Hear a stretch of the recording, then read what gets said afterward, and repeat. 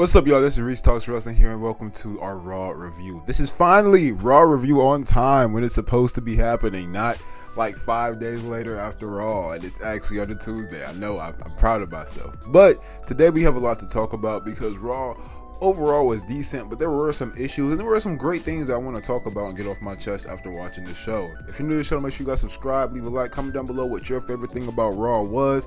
And with that being said, let's get right into it. First things first, let's start off with the breaking news that happened a little bit before Raw, that Samantha Irvin is leaving the WWE. And what does this mean for Monday Night Raw? It means that Lillian Garcia will be taking her place full time as the new announcer for Monday Night Raw. But talking about what actually happened on Raw, it starts off really great with Seth Rollins attacking Bronson Reed. This is one of those moments where I get taken back to like the Ruthless Aggression era and whatnot, because backstage attacks and the car stuff that happened with Bronson Reed and Braun Strowman a few weeks ago, like stuff like that takes me back, and I'm glad they don't do that super often, and they keep it rare, because when you keep it rare, it feels fresh. It feels like we don't get it often, so when it does happen, it feels like something big is going to happen. It feels like, oh shoot, this is one of those feels where we gotta like lock in, like it's fun to get violent, it's fun to get, you know what I'm saying, like they fun to get to throwing hands, you know. But yeah, Seth Rollins basically starts attacking Bronson Reed. They start fighting all the way into the actual arena where the ring is and stuff, and they smash the announcer's table. Bronson Reed goes for a tsunami. Seth Rollins moves out the way. They got a bunch of Adam Pearce and his boys, and all the officials are trying to keep them from fighting each other. And basically they announced that Seth Rollins and Bronson Reed is going to happen at Crown Jewel, which honestly was kind of expected, but I really hope, I don't know what I want to see from Bronson Reed after this, but I really hope it's good. Like, Bronson Reed is amazing. I love the stuff him and Seth are doing, and kudos to Seth for putting Bronson Reed on this level, because this feud has been very interesting because it's a blood feud. This feud isn't about feelings or emotions. This is about, I think I'm better than you. I think I'm at the top. Prove me wrong. Or I don't think you're there at that level yet, Mr. Seth Rollins. Prove me wrong. These guys are taking it to each other. I love it. Next up, we had the New Day versus the Final Testament. And honestly, this match was actually pretty interesting. I don't know why I was going to say it was, but I had to think about it. It was actually a pretty interesting match. It was a pretty good match in terms of in-ring quality. The stuff that happens because of the match, though, is the biggest takeaways for me. So obviously Miz is next to the Final Testament, Karrion Kross, because Karrion Kross is kind of responsible for Miz turning on R-Truth. And so Final Testament and them boys and New Day with Xavier and Kofi Kingston, they're putting on a great match. And R-Truth comes out of nowhere to attack Miz. After the Miz is attacked by R-Truth, everybody ends up, all the members of the Final Testament try to go help out the Miz and start trying to beat up R-Truth. But R-Truth actually clutches up. He's not treated like a jobber. In the ring, I believe it was Kofi Kingston.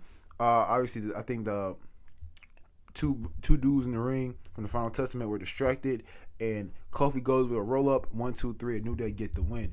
Now, as the New Day are exiting, they got their win, they already won, they advanced, and they are on the way to leaving the ring. R-Truth is getting jumped. R-Truth is getting to work.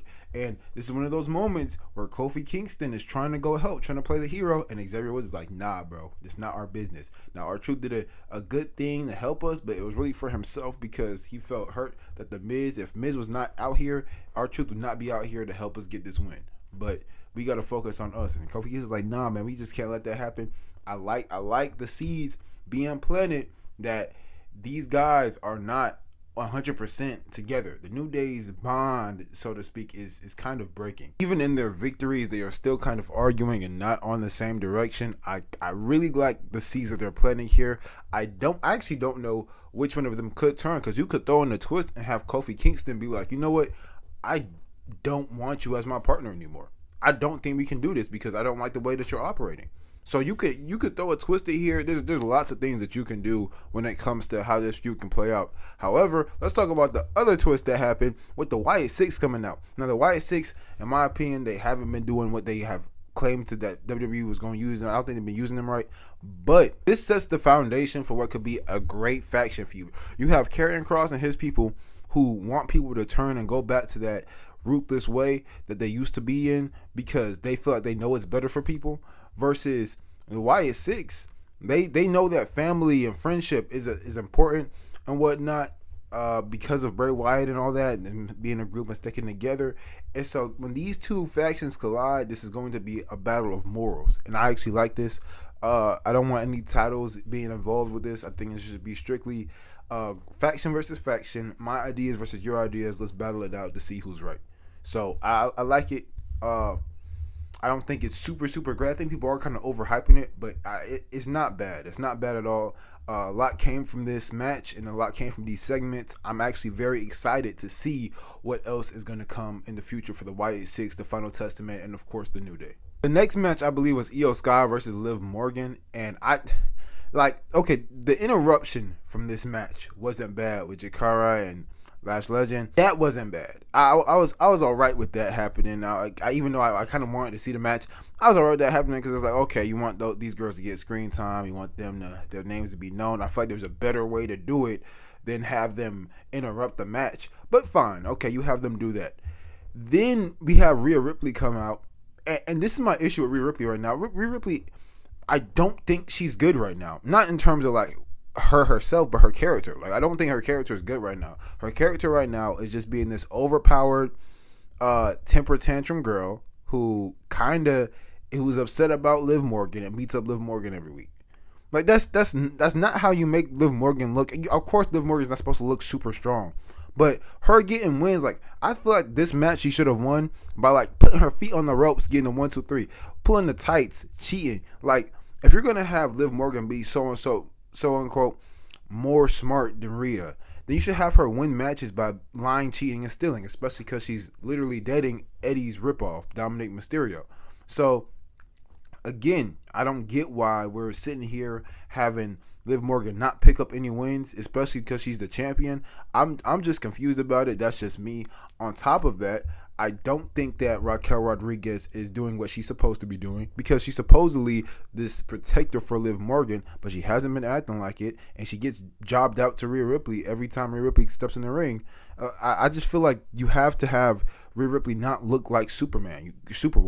You know what I'm saying? Like, you can't have her come out here and beat everybody up and make everybody else look like jobbers. Like, that's ridiculous. You have to have her actually take some hits, take some blows, and it doesn't hurt her at all. Like, if Rhea Ripley gets jumped, Roman Reigns, who is debatably the best champion of this generation of wrestling, and he has had a 1,300 plus day reign as champion, the longest reign we've seen in so long, I think since Hulk Hogan. We just saw him get jumped by the Bloodline. We know that Roman Reigns can take care of business on his own one-on-one. But, like, obviously, if he gets jumped, there's nothing he can do about that. Same thing for Rhea Ripley. Why can't Rhea Ripley just get jumped? You know what I'm saying? Like, why can't she get jumped by Raquel Rodriguez and Liv Morgan? But, like, Liv Morgan having a weapon or something. Like, that doesn't make Rhea Ripley look weak. But she's going out there, she's making Liv Morgan look weak. She's making Raquel Rodriguez look weak. And then she takes Dom up. I get Dom isn't supposed to be super strong, but, like, how are we supposed to take Dom serious when he's facing different people in the men's division if he can't even beat? I know it's 2024. I know it's 2024. It's going to be 2025. But if he can't beat Rhea Ripley, I'm not saying Rhea Ripley's a normal woman. Obviously, she's super strong. But, like, if he's like getting jobbed out to her, like getting beat quite very easily, how are we supposed to take him serious?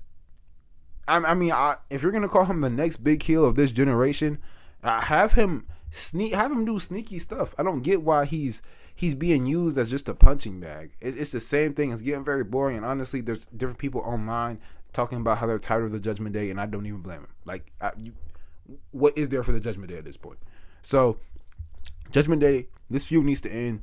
And it sucks because we want the feud to end. It's not going to end in the result that we want it to end in. And I feel like sometimes Triple H does this, where sometimes long-term storytelling does work. Sometimes long-term storytelling does work. Like, you know what I'm saying? Like, I definitely get the Bloodline. I definitely get certain other feuds, like the New Day feud. I get that. But with this, it feels like sometimes he puts these long pauses and he repeats this stuff every week on television so that he can actually come up with an idea for how the story should end. And then when it gets to that point, we go, oh, that's what he meant. You know, let Triple H cook. No, he's giving us like 4 weeks of filler Judgment Day segments so that he can think of an ending. And then when he actually applies the ending, now we're like, oh, okay, that's where he wanted us to go. No, he just doesn't have a direction right now. I don't think he has a direction with the Judgment Day, but that's me off of that. We got other topics to get into. Next up, we had like a promo cut by Gunther and Damian Priest. It was cool. Yeah, it was all right. I mean, like, they didn't say anything of substance, but Damian Priest said that after Cody Rhodes gets done, he's gonna be coming after him. I wouldn't mind seeing another Gunther and Damian Priest match, an amazing match. Honestly, Gunther's reign has been a little under satisfactory for me because I had high expectations because of how good his IC title reign was, and maybe it's just the fact that there's nobody for him to fight. There's no feuds. We claim to have all these stars, but no stars are going after Gunther. That's weird. It's like nobody wants to be the champion. You know what I'm saying? We got people fighting for the IC title. We got tag teams fighting to be tag champions. There's nobody there to fight Gunther. And I think Bronson Reed should have attacked Gunther instead of Seth Rollins. But, I mean, I guess you want to give Seth Rollins something to do, so I guess. All right, we're going to end this off with Jay versus Braun Breaker. This was kind of like the big part of Monday Night Raw, of course. So, Jay versus Braun Breaker was a pretty decent match. And then Solo Sikoa and Jacob Fatu, they come out with tickets. It was actually quite funny. Solo was mocking Jay and saying yee. And he had the 2 tickets. He's like, I got one for me, one for him. You know what I'm saying? They're sitting front row. And Jay's just staring down Solo. And eventually they start getting involved. Solo wants Jay to join. Jay's like, nah, I'm cool. He moves out the way. Braun Breaker accidentally spears Solo. He was aiming for Jay. And it gets to a point where Tama Tonga and Tonga Loa, they come from the backstage area. They interrupt the match. The referee goes for some reason, and they have to stop doing this. For some reason, the referee leaves the ring and goes all the way to the entrance ramp to escort Tonga Loa and Tama Tonga out. Even though there's like 15 other officials already doing the same thing, including Adam Pearce was the general manager. So he had no reason to leave the ring because there's like 15 other officials already doing what he's doing. So why are you leaving the ring? So he leaves the ring. Jacob Fatu super kicks Jey Uso, and Braun Breaker pulls Jey Uso back, hits him with a spear, and then that's the match. Again, stupid finish. I think Jey Uso should have either, I mean, even if you don't have him lose clean, have it be like a direct interference. Like, just have it be like Tama Tonga distract them, and the ref just is busy with them. The old classic. Don't make it worse. They figured out a way to make it worse. Don't make it worse. But yeah, Jey Uso is now involved with the Bloodline. I'm assuming on SmackDown he's gonna be. This is planting seeds, of course. I think this would have been better if Jimmy Uso came out and helped Jay retain, and now he's like, hey bro, I'm here for you against them because they don't care. And that way you don't have Jay's reign end in 28 days, and perhaps you could have had Braun Breaker go after Gunther. You know what I'm saying? Braun Breaker versus Damian Priest versus Gunther would actually be a pretty interesting match. I want to see how that plays out, but I don't know. That's just how I would have done it. I don't like the fact that Jey Uso lost in the amount of time that he lost, and I don't like the way that the match ended, but that's wrestling for you. Anyways, that is my Monday Night Raw review. Overall was decent. I know I'm yapping and stuttering a lot. Overall, it was pretty decent. It wasn't a bad Monday Night Raw. Let me know what you guys think or thought about Monday Night Raw, what you guys didn't like, what you guys think about Lillian Garcia taking over. With that being said, it's been Restarts Wrestling. I'll see y'all in the next video. Thank y'all.